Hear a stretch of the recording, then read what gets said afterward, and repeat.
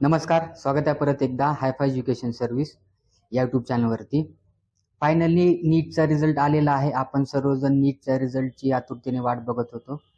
तर आपण यावर्षी नीटचा क्वालिफाईंग कट ऑफ काय असेल, MBBS, BDS, BMS, BHMS, BUMS किंवा फिजिओथेरपी, म्हणजे क्वालिफाईंग कट ऑफ म्हणजे जर तुम्हाला क्वालिफाईंग कट ऑफपेक्षा 1-2 मार्क किंवा ॲटलिस्ट जेवढा क्वालिफाईंग कट ऑफ आहे तेवढा जर तुमचा स्कोर असेल तर तुम्हाला कशा ना कशा पद्धतीने ॲडमिशन घेता येतं.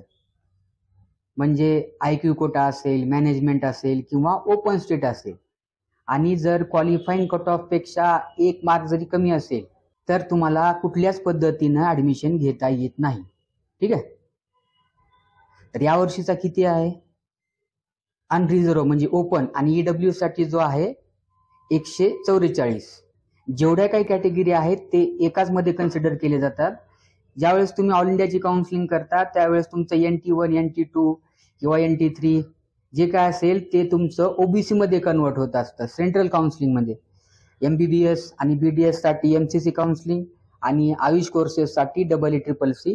तर या काउन्सिलिंगमध्ये फक्त एवढ्याच कॅटेगरी कन्सिडर होत असतात.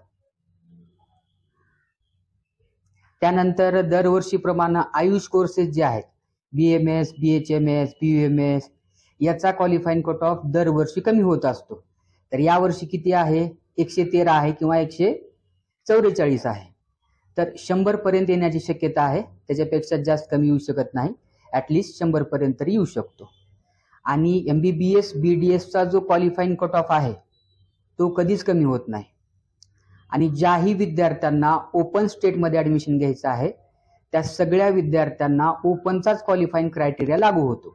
सपोज महाराष्ट्रातल्या एखाद्या विद्यार्थ्याला जर 113 मार्क असतील आणि जर त्यांना BMS किंवा MBBS, BDS, BHMS जर करायचं असेल तर 144 म्हणजे 144 हा क्वालिफाईंग क्रायटेरिया लागू होतो. जेवढे काही ओपन स्टेट आहेत त्या ओपन स्टेटमध्ये कुठलीच कॅटेगरी कन्सिडर होत नाही. आय होप तुम्हाला समजलं असेल यावर्षीचा क्वालिफाईंग कट ऑफ कशा पद्धतीने आहे.